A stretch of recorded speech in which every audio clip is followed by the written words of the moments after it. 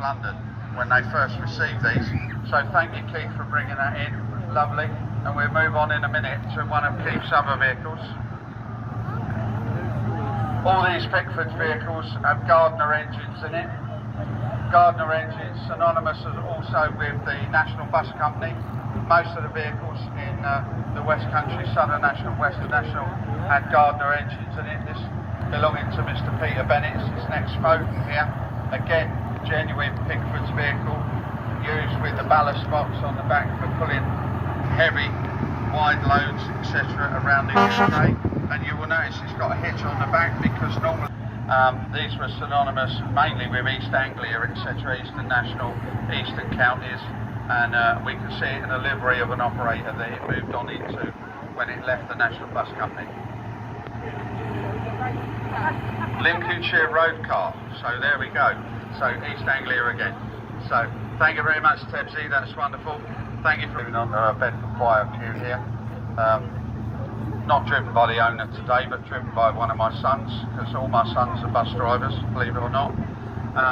This is in the livery of Grenville. Grenville had a depot in Troon, just outside Camborne. They also had a depot down on the quay at Penryn. This wasn't a Grenville vehicle.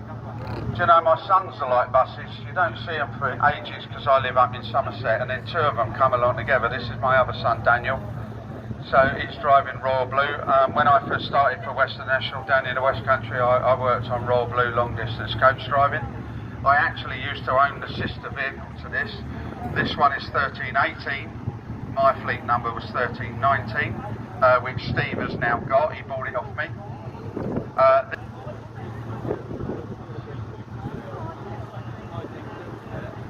A lot of these were downgraded as well, it's worth saying, to training vehicles after they'd spent their life on Royal Blue, because they were ideal for the size and easy to handle for the learners.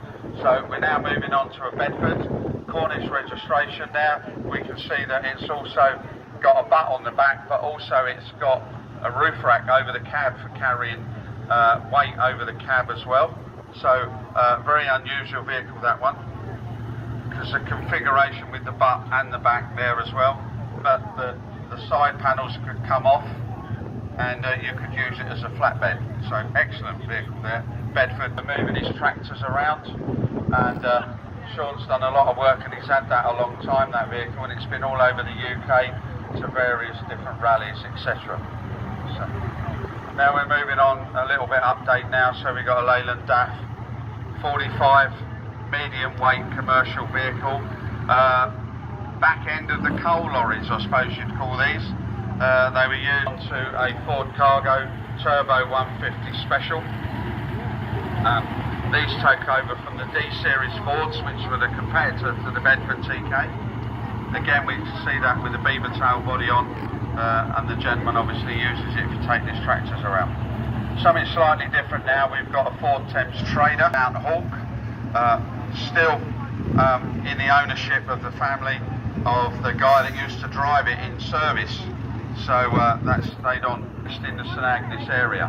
So here we have a nice little Lister auto truck. Those of you that are local, there used to be a big factory down in Campbell called Holman's, and they used to use these for also Great Western Railway had a few of these in the major terminus like Reading, Bristol and Paddington, for moving luggage around and also for moving parcels, etc. around the platforms. So very unusual vehicle there. The Morris pickup wouldn't start, so you brought the Toyota pickup in instead. Thank you.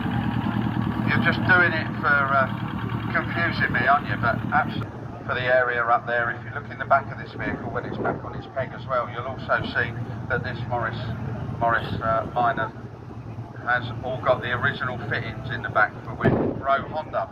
In behind Rowe Honda there was the factory where they made these Rowe Hillmaster vehicles, and they used various engines.